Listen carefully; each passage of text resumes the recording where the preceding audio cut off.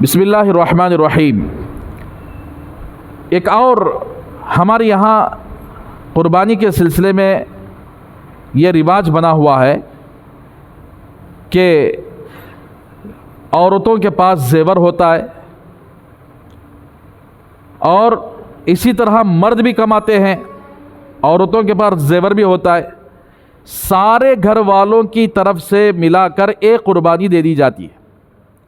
حالانکہ گھر کے اندر 5 افراد موجود ہوتے ہیں، 5 افراد کی بیویاں ہوتی ہیں اور ہر بیوی کے پاس اس کا زیور ہوتا ہے۔ یہ 5 افراد بھی زکوٰۃ جن پر واجب ہو چکی ہوتی ہے،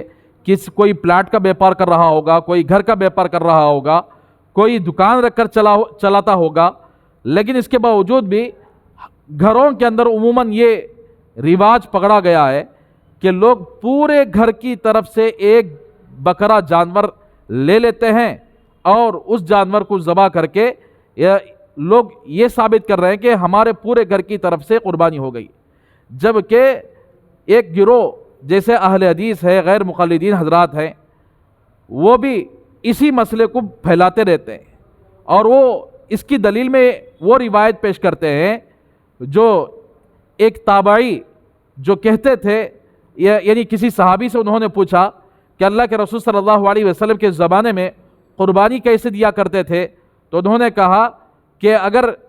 ایک جانور کوئی آدمی خرید لیتا تو پورے گھر کی طرف سے ادا کر دیتا تھا۔ حالانکہ انہوں نے نہ حدیث کو سمجھا ہے، نہ حدیث کے مفہوم کو سمجھا ہے، بلکہ وہ زمانے کے اندر آدمی جس کے اوپر قربانی واجب ہوتی وہ قربانی کرتا تھا، لیکن ثواب پوری لوگوں کی جانب سے نیت کر لیتا تھا کہ اس کا ثواب پورے گھر والوں کو مل جائے۔ تو یہ اصل اس کا مطلب ہے، لیکن لوگوں نے اس کو کیا کیا، اس کو بنیاد بنا کر، اس کو دلیل بنا کر لوگوں کے اندر یہ باتیں پھیلانا شروع کر دیا کہ اللہ کے رسول صلی اللہ علیہ وسلم کے زمانے میں آدمی پورے گھر کی جانب سے ایک بکرا دے دیا کرتا تھا۔ حالانکہ یہ بات غلط ہے۔ اللہ کے رسول صلی اللہ علیہ وسلم کی دوسری احادیث موجود ہیں۔ آپ صلی اللہ علیہ وسلم سے پوچھا گیا کہ قربانی کے جانور میں بکرے میں کتنے حصے ہیں، تو آپ صلی اللہ علیہ وسلم نے فرمایا ایک بکرا ایک آدمی کی جانب سے ہے، اور اسی طرح آپ صلی اللہ علیہ وسلم نے فرمایا گائے، بیل اور اسی طرح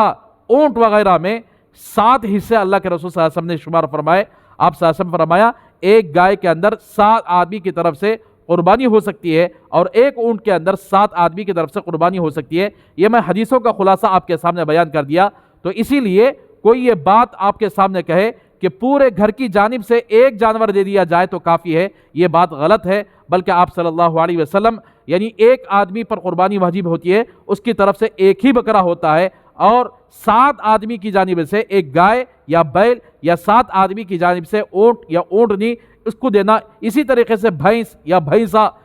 7 آدمی کی طرف سے کرنا جائز ہے۔